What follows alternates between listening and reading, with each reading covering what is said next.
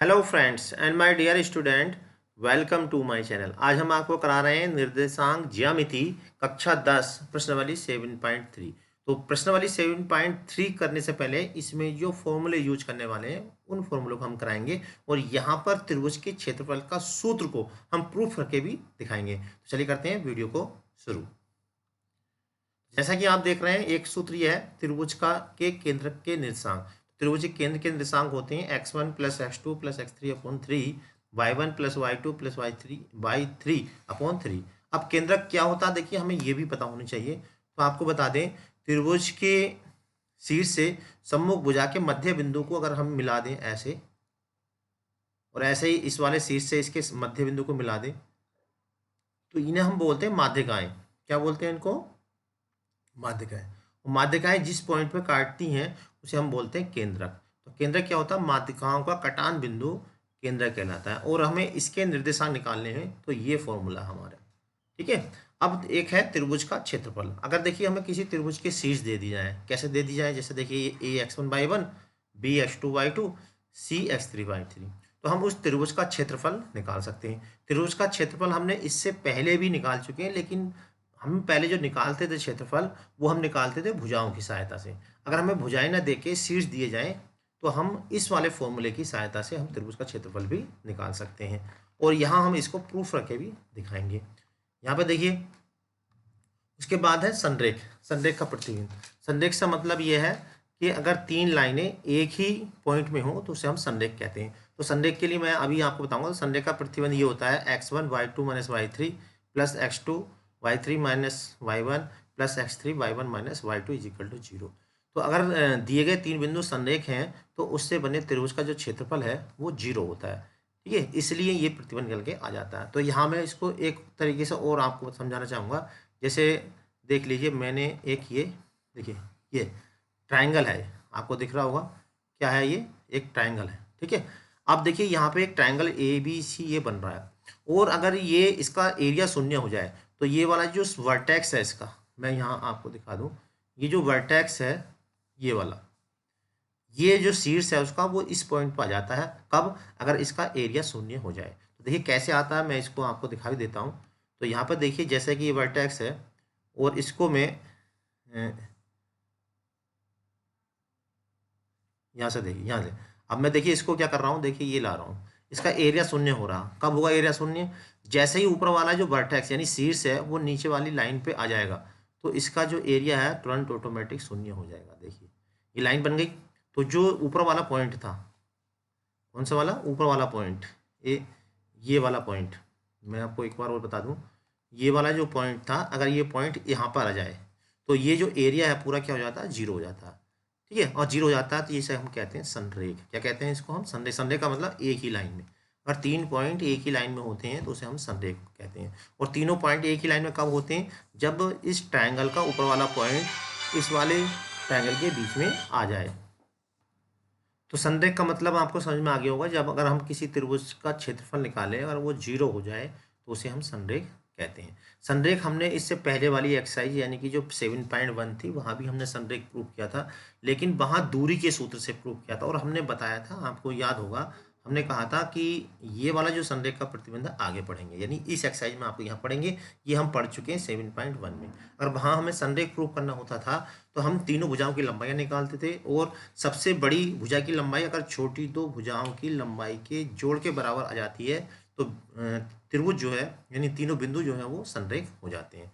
यहाँ पे संरेख कैसे प्रूव करेंगे? उसका एरिया को 0 को लेके, ठीक है। अगर एरिया 0 आ जाता है, त्रिभुज का क्षेत्रफल 0 आ जाता है तो बिंदु क्या होंगे? संरेख होंगे, ठीक है। अब देखिए इसे हम प्रूव करके भी दिखाएंगे कि जो त्रिभुज का क्षेत्रफल का फॉर्मूला है उसको प्रूव भी करेंगे। तो इसे प्रूव करने के लिए ये देखिए यहाँ पे आपको दिख रहा होगा, ये एक त्रिभुज है, हमें इसका क्षेत्रफल निकालना। और क्षेत्रफल क्या आना चाहिए? जो हमने अभी फॉर्मूला आपको बताया वो आना चाहिए। तो इसे प्रूव करने के लिए एक त्रिभुज देखिए चित्र में आपको दिख रहा है ए बी सी। अब हमें इसका जो है एरिया निकालना। तो इसे निकालने के लिए हम एक काम करेंगे, इस पॉइंट से इस पे परपेंडिकुलर डालेंगे। जैसा कि देखिए मैंने ये परपेंडिकुलर डाल दिया है, ठीक है। बिल्कुल इसी प्रकार से जो दूसरा पॉइंट है यहाँ से भी परपेंडिकुलर डालेंगे। और देखिए जो तीसरा पॉइंट है यहाँ से भी इस पे हम परपेंडिकुलर डालेंगे। किस परपेंडिकुलर डालेंगे? एक्स अक्ष पे, ठीक है, वो ये परपेंडिकुलर हमने डाल दिया है। और देखिए यहाँ पे हम एक बात और बता दें, देखिए ये तो है एक्स अक्ष और ये क्या है, वाई अक्ष। ठीक, हमने परपेंडिकुलर डाला, यहाँ पे बिंदु x2 y2 है, तो x2 y2 बिंदु यहाँ पर है, तो इसका मतलब क्या है कि ये तो है x2, ठीक है, ये क्या है x2 और ये क्या है y2। ये बिंदु क्या है x1 y1 है। x1 y1 का मतलब क्या होगा कि यहाँ से ये होगा x1 और ये वाला जो होगा यहाँ से ये वाला ये होगा y1। ये वाली बात आपके समझ में आनी चाहिए, क्योंकि किसी भी पॉइंट के जो बिंदु हैं, पॉइंट है, वो कैसे मिलते हैं, भुज कोमा कोटि, पहले भुज फिर कोटि। इसी तरह से देखिए जो तीसरा पॉइंट है सी, इसके कोऑर्डिनेट कैसे निकले होंगे, ये होगा y3 और यहाँ से यहाँ तक का होगा ये x3। ठीक है, अब देखिए हमें इसका एरिया निकालना, एरिया का मतलब त्रिभुज ABC का एरिया निकालना। तो हम एक ये मान लेते हैं कि इसने जो एक्स अक्ष पे काटा ये ABC हो गया, ये मान लेते हैं इसको हम D और इसको मान लेते हैं E और इसको मान लेते हैं F। इसमें देखिए एक फॉर्मूले का यूज होगा, वो मैं बता देता हूँ, समलम चतुर्भुज का क्षेत्रफल, जिसे इंग्लिश में बोलते हैं ट्रिपेजियम। तो समलम का क्षेत्रफल क्या होता है आपको याद होगा, मैं फिर भी लिख दूं, समलम चतुर्भुज, ये चतुर्भुज का चिन्ह होता है का क्षेत्रफल। इस फॉर्मूले का इसमें यूज होगा, ये होता है 1/2 समांतर भुजाओं का योग गुणा समांतर भुजाओं का योग, समांतर भुजाओं का योग, जगह कम है यहाँ पे नहीं जाएगा, समांतर भुजाओं का योग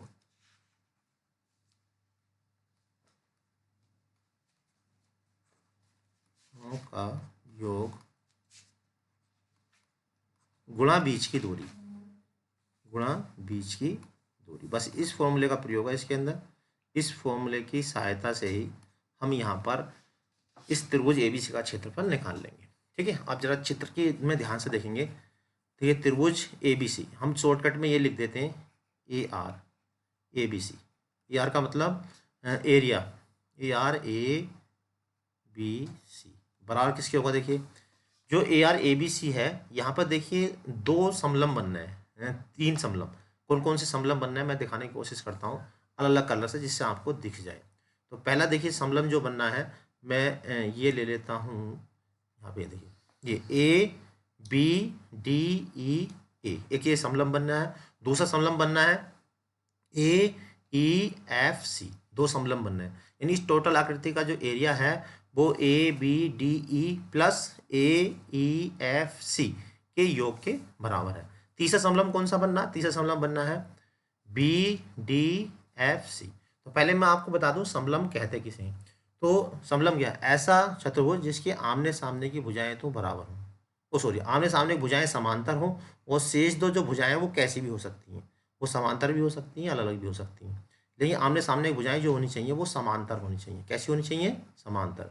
तो ऐसा चतुर्भुज जिसके आमने सामने की भुजाएं समांतर हों और शेष 2 जो भुजाएं हैं वो कैसी भी हों, उसे हम समलंब कहते हैं। इसे इंग्लिश में बोलते हैं ट्रिपेजियम, जिसका एक पेयर जो होना चाहिए वो पैरेलल होना चाहिए, बाकी जो दूसरा पेयर है वो कैसा भी हो सकता है। और इसका जो एरिया होता है वो ये होता है, ज्योमेट्री में ये हमने पढ़ा है। ठीक है, area of trapezium is equal to 1/2 sum of parallel side into distance between them, उनके बीच की दूरी। अब देखो इसी की हेल्प से हम इसको प्रूव करने वाले हैं। तो देखिए, तो area ABC is equal to क्या होगा, एरिया ABDEA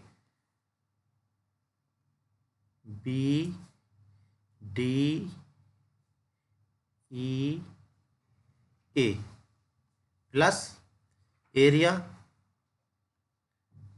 तो एरिया को शॉर्टकट में मैंने AR बोल दिया है, एरिया AEFC। ठीक है, अब देखिए ये हो गया ABCEA। तो हम चाहे तो यहाँ पे दोबारा A ले सकते हैं, या A लास्ट में ना लिखें तभी काम चल जाएगा, इसे हटा दें।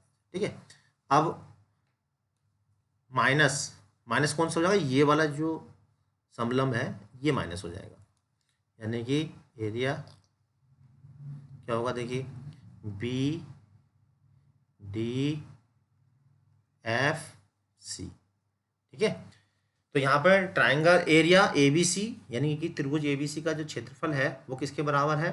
Trapezium A B D E का क्षेत्रफल प्लस ट्रिपेजियम यानी कि समलम ए ई एफ सी का क्षेत्रफल माइनस समलम बी डी एफ सी। अब देखिए इस पूरे क्षेत्रफल में से अगर हम नीचे वाला क्षेत्रफल माइनस कर दें तो किसका ट्राइंगल क्षेत्रफल बच जाएगा? ट्राइंगल का। अब बस इनकी वैल्यू रख दीजिए, देखिए आंसर अब आपका आने वाला है। तो एरिया को हम शॉर्टकट में बोलते हैं डेल्टा। ठीक है, तो इसे हम शॉर्टकट में ऐसे ले सकते हैं डेल ए बी सी। ठीक है, क्षेत्रफल को ए आर न लिख के आप ए भी लिख सकते हो। ठीक है, इसे भी इसका मतलब यही है कि इसका एरिया हमें निकालना। ठीक है, तो अब देखो इसे हम कैसे निकालेंगे। तो एरिया क्या होता? 1/2। देखिए ये लिख दिया 1/2 समांतर भुजाओं का योग। तो समांतर भुजा इसकी कौन सी है? ये वाली भुजा इसके समांतर। ठीक है, ये दो भुजाएं इसकी समांतर। तो समांतर भुजाएं कितनी? y1 plus y2। समांतर भुजाओं का योग यानी कि y1 प्लस y2 अपॉन 2। और इनटू में क्या आएगा? इनके बीच की दूरी। तो बीच की दूरी कौन सी है? D E. बीच की दूरी क्या है यहाँ पे? D E. इसको हम अभी निकाल कर रखेंगे। इसी तरह से देखिए ए ई एफ सी का, देखिए ए ई एफ सी, तो इसमें समांतर भुजाएं y1 प्लस y3। समांतर भुजाओं 1/2 तो आएगा ही। समांतर भुजाओं का योग यानी कि y1 प्लस y3। ठीक है, समांतर भुजाओं का योग। अच्छा ये 2 एक ही जगह लगाएंगे, चाहे तो ये नीचे लगा दीजिए और चाहे इधर लगा दीजिए। तो हमने यहाँ लगा दिया। अब इनटू में क्या आएगा? बीच की दूरी इनटू बीच की दूरी। तो बीच की दूरी क्या है यहाँ पे? E F. अब देखिए प्लस, हाँ अब क्या है इसमें? यहाँ पर आएगा माइनस। तो माइनस देखिए 1/2 किसका? B D F C. Area B D F C. तो बी डी एफ सी, तो इसकी जो पैरेलल साइड है वो ये और ये वाली है, यानी y2 plus y3। y2 plus y3 और इनके बीच की डिस्टेंस क्या है? बीच की डिस्टेंस है डी एफ। ये अब देखिए हम बीच की डिस्टेंस को निकाल कर रख लेते हैं। तो 1/2 तो शायद सब में से कॉमन है, तो हम 1/2 सब में से कॉमन ले लेंगे। और देखिए यहाँ पे क्या बचा? यहाँ बचा y1 plus y2 into D E. तो यहाँ पे डी कैसे निकालेंगे? देखिए जरा ध्यान से देखेंगे, जो चित्र है उसको आपको नोट करना है। देखिए डी किसके बराबर है? डी जो होगा, अगर हम x1 में से x2 माइनस कर दें तो वो डी के बराबर हो जाएगा।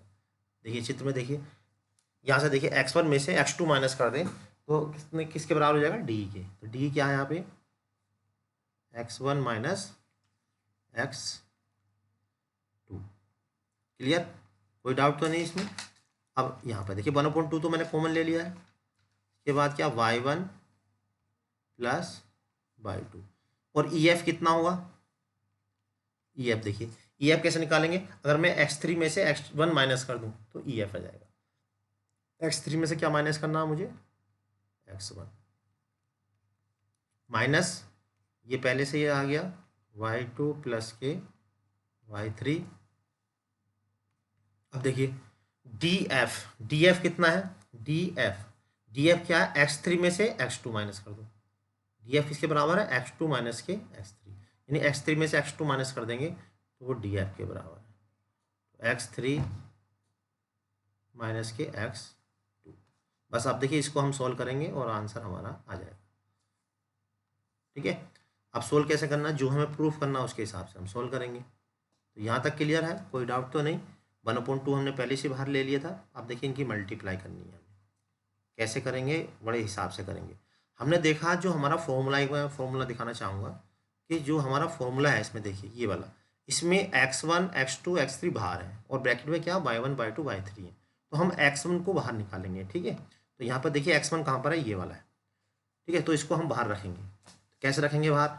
देखिए तो इसके लिए मैं कलर थोड़ा सा ये ले लेता हूँ। अब ये लो देखिए, तो यहाँ से x1 इंटू क्या आएगा? क्योंकि हमें इसके अंदर एंट्री नहीं करनी। x1 इंटू आएगा y1 प्लस y2, ये लिख सकते हैं। इसी तरह से माइनस का x2 कितना हो जाएगा? y1 plus y2। क्योंकि हमें y1 y2 को ब्रैकेट में रखना है और x1 x2 x3 को बाहर रखना। तो इस हिसाब से हम इसकी कैलकुलेशन करेंगे। ऐसे यहाँ पर देखिए क्या आएगा, x3 ब्रैकेट में क्या आएगा y1 plus y1 plus y2, और यहाँ पर आएगा माइनस का x1 y1 प्लस y2, और यहाँ पे फिर देखिए यहाँ ध्यान रखेंगे बाहर माइनस है, इस बात का ध्यान रखेंगे। तो माइनस है तो यहाँ पर आएगा माइनस का x3, यहाँ पर आ जाएगा y2 प्लस y3, और तीसरे में क्या आएगा देखिए यहाँ पे माइनस है, यहाँ भी माइनस है तो ये हो जाएगा प्लस x2, और ब्रैकेट में आएगा y2 प्लस y3। देखिए अब बस आपका आंसर आने वाला है। देखिए 1/2 तो बाहर है, जैसा कि आपने सूत्र में देख भी लिया है। x1 देखिए कहाँ पे, एक x1 यहाँ पर है, मैं इसको अंडरलाइन कर देता हूँ। एक तो x1 देखिए यहाँ पर है, और x1 कहाँ पर है, ये यहाँ से x1 कॉमन लेना है। दूसरी वाली लाइन में देखिए अलग कलर से कर देता हूँ। x2 कहाँ पर है, x2 ये वाला है, और x2 ये वाला है। यहाँ से x2 कॉमन लेना, और जो बचा हुआ वहाँ से x3 कॉमन लेना। और ऐसे करते हैं आपका जो है आंसर आ जाएगा। तो देखिए x1 मैंने कॉमन लिया, जो नीले नीले लाइन वाले हैं उसमें ध्यान दीजिए, क्या बचेगा यहाँ पे y1 प्लस y2। अब देखिए बाहर माइनस है तो क्या हुआ, इसके साइन चेंज हो जाएंगे, यानी कि माइनस का y1 माइनस का y2। तो यहाँ पे आप देख पा रहे हैं, देखिए y1 से y2 कैंसिल हो गया। ठीक है, क्या हो गया, y1 से y2 ये देखिए कैंसिल हो गया, y1 से y1 कैंसिल हो गया। ठीक है, क्या था यहाँ पे y1 y2, और यहाँ था y1 y2, बाहर माइनस था तो ये, अच्छा ये माइनस था x1, इसको मैं एक y1 प्लस y2, और यहाँ था माइनस का y1 और माइनस का y2। अच्छा तो यहाँ पे y1 y2, और यहाँ पे y2 x1 वाला ये था x1 y1 y2। तो यहाँ पर देखिए ये वाला ये था यहाँ पे y1 प्लस y3, तो यहाँ के हमने कर दिया y1 प्लस y2। ये मिस्टेक हो गई है, तो इसको हम यहाँ से 3 कर देते हैं। ठीक है, क्या आएगा यहाँ पे y1 प्लस y3, तो इसको सही कर देते हैं y1 प्लस y3, इसलिए वहाँ नहीं आ रहा था। अब यहाँ पर क्या आएगा y1 plus y3, y1 plus y3, तो यहाँ जाएगा y1 प्लस y3, रेजर से यहाँ करा y1 प्लस y3, यहाँ भी y1 प्लस y3, तो इसको ठीक कर देते हैं यहाँ। तो यहाँ पर है देखिए, तो यहाँ पर y1 प्लस y2 ये तो सही था, यहाँ पर क्या है y1 प्लस y3, और यहाँ y1 प्लस y3। तो यहाँ पर कितना आ गया देखिए, x1 हमने कॉमन लिया y1 प्लस y2, यहाँ y1 माइनस y3 हो गया। ठीक है, तो यहाँ पर क्या बचा वाइट। अब देखिए दूसरा वाला देखिए, अब जो रेड वाला देखिए उसमें क्या कॉमन है, इसमें कॉमन है x2, हमने x2 कॉमन ले लिया रेड वाले में से। तो क्या बचेगा यहाँ पे देखिए, बाहर माइनस चिन्ह है तो इसका साइन चेंज कर देंगे, y1 माइनस y2, और यहाँ पर कितना है प्लस का है, तो प्लस का है तो क्या बचेगा यहाँ पे y2 प्लस के y3। तो यहाँ पर देखिए क्या कैंसिल हुआ, यहाँ y2 से y2 कैंसिल हो गया, यानी y3 माइनस y1 बचेगा। अब जो बचा हुआ उसमें क्या कॉमन है, उसमें है x3 कॉमन, तो x3 कॉमन लेंगे तो क्या बचेगा देखिए, यहाँ बचा y1 plus y3, y1 plus y3। अब यहाँ पे आ जाएगा माइनस चिन्ह बाहर है तो अंदर के साइन चेंज हो जाएंगे, y2 माइनस के y3। यहाँ पर देखिए कुछ कटेगा, y3 से y3 कैंसिल। अब देखिए जो बचा है वो वही सूत्र ही बचा है, क्या बचा 1/2 x1 ब्रैकेट में y2 minus y3 plus x2, ये y3 पहले लिख लेंगे प्लस वाला, y3 minus y1 plus x3 y1 minus y2। पूरा फॉर्मूला देखिए ये प्रूफ हो गया। इसके बाद आपको बस वही लिख देना जो फॉर्मूला है। तो इस तरह से हम जो है इसको प्रूफ कर सकते हैं। अब इसके बाद हम देखिए इसका एक क्वेश्चन आपको करा देते हैं जिससे ये फॉर्मूला पूरा प्रूफ हो जाए। तो इसके बाद अगली लाइन में आपको क्या लिखना, जो सूत्र है बस वो लिख देना, कौन सा वाला, ये आपको लिख देना। ठीक है, इसके बाद अगली लाइन में आपको ये लिख देना। तो इसे शॉर्टकट में ट्राइंगल ABC को हम लिख देंगे डेल्टा।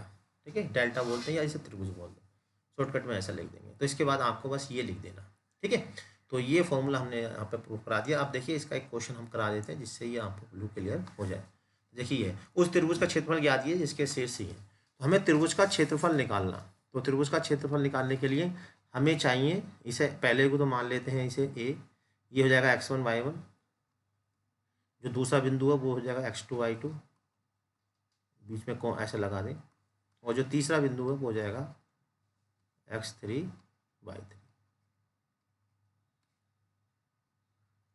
ठीक है, अब देखो फॉर्मूला लगाएंगे त्रिभुज का क्षेत्रफल, त्रिभुज का क्षेत्रफल या तो आप पूरा लिख दें या शॉर्टकट में भी कर सकते हैं। क्या फॉर्मूला, ये याद करने का तरीका भी यहाँ पर हम बताएंगे हम आपको।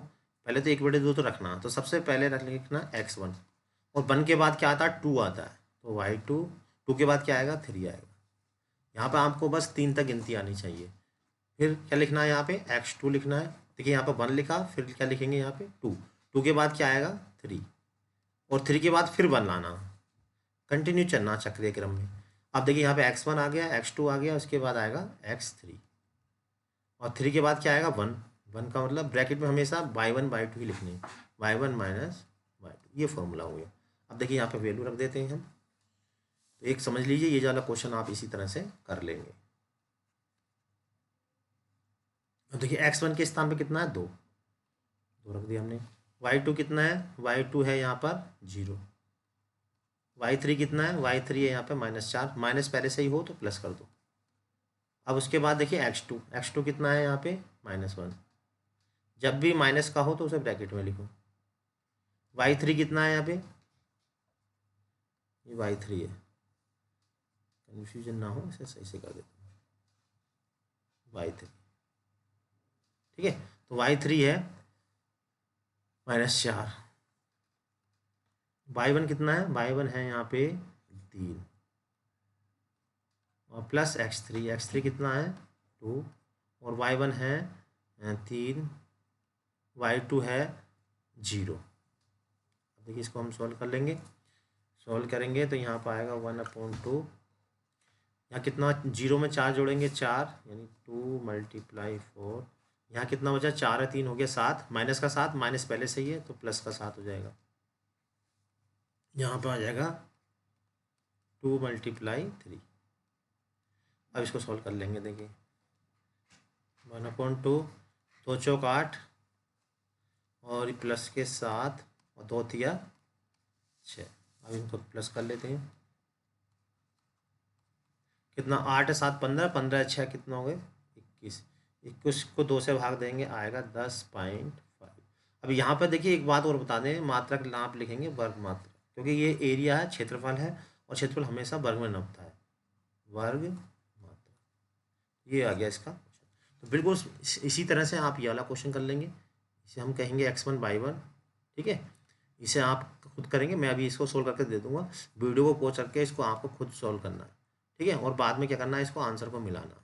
तो मैं इसको इसका सॉल्यूशन अभी आपको दे दूंगा, ठीक है, तो आपको खुद करना है, तभी मालूम चलेगा कि आपके समझ में आया या नहीं आया। चलिए आप देखते हैं नेक्स्ट क्वेश्चन। तो देखिए क्वेश्चन नंबर 1 का जो सेकंड पार्ट है वो मैंने यहाँ पे कर दिया है, और मुझे उम्मीद है कि आपने कर लिया होगा, ठीक है। तो यहाँ पे आप आंसर जो है इसका मिला सकते हैं। आंसर कितना आया इसका 32 वर्ग मात्रा, ठीक। अब इसका जो क्वेश्चन नंबर 2 है वो हम आप देख लेते हैं। निम्नलिखित में से प्रत्येक में के का मान ज्ञात कीजिए ताकि तीनों बिंदु संरेख हैं। तो संरेख का जो प्रतिबंध है वो हमने अभी आपको बताया है, तो इसे हमें जो है करना। तो यहाँ पर देखिए पहला जो पॉइंट है वो क्या काम करेगा, x1 y1 का, और ये काम करेगा x2 y2 का। यहाँ भी दोनों क्वेश्चन एक जैसे हैं, एक मैं कर रहा हूँ एक आपको करना है, ठीक है। बाद में मैं आंसर दूंगा लेकिन पहले आपको खुद ट्राई करना, वीडियो को पॉज करना है और फिर इस क्वेश्चन को खुद करना है, उसके बाद आंसर को मिलाना, इस वाले सेकंड पार्ट। तो संरेख का क्या प्रतिबंध है, यहाँ लिख देंगे संरेख का प्रतिबंध, संरेख का प्रतिबंध,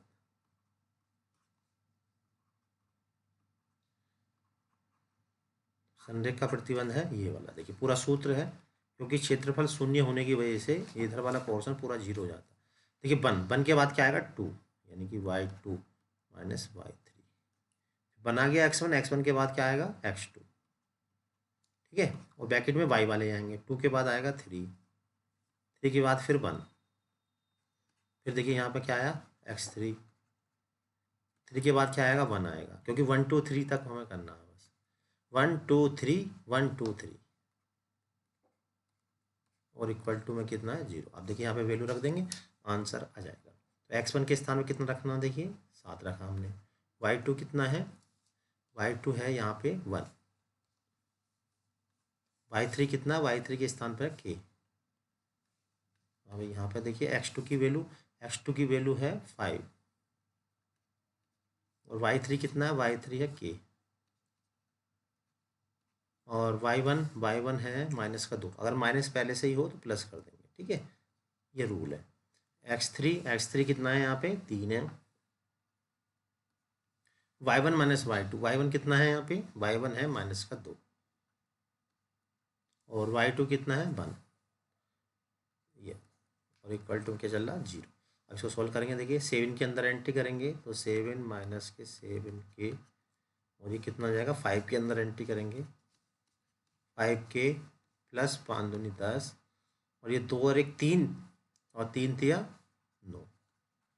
तो यहाँ पर देखिए ये हो जा 7k और 5k कितना हो जाएगा -2k, ठीक है। अब देखिए नंबर कितना है, ये हो जाएगा 10 और 7 17 प्लस के 10 और 7 17, 17 में से 9 माइनस कर दो, 17 में से 9 माइनस करेंगे कितना बचेगा, 17 में से 9 माइनस करेंगे बचेगा 8, ठीक है। तो या ऐसे कर सकते हैं +1 और 7 1 8 हो जाएगा, ठीक है।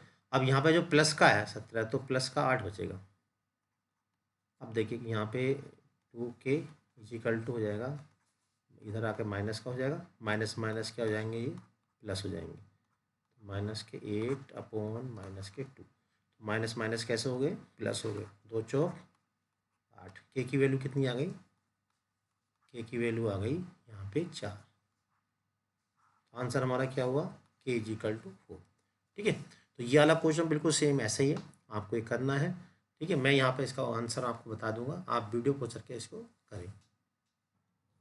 तो देखिए क्वेश्चन नंबर 2 का सेकंड पार्ट का मैंने ये सोल्व कर दिया, आंसर आ गया इसका 3 और मुझे उम्मीद है आपने ये कर लिया होगा, आप आंसर इसको मिला लीजिए। तो यहाँ पे हमने क्वेश्चन नंबर 1 और 2 और फॉर्मूले का प्रूफ दे दिया है। इससे आगे के यानी क्वेश्चन नंबर 3 4 और 5 नेक्स्ट वीडियो में आपको मिलेंगे, उसका लिंक इसी वीडियो के अंत में आपको मिल जाएगा। अगली वीडियो तक के लिए आप हमारे चैनल बने रहें, तब तक के लिए जय हिंद जय भारत।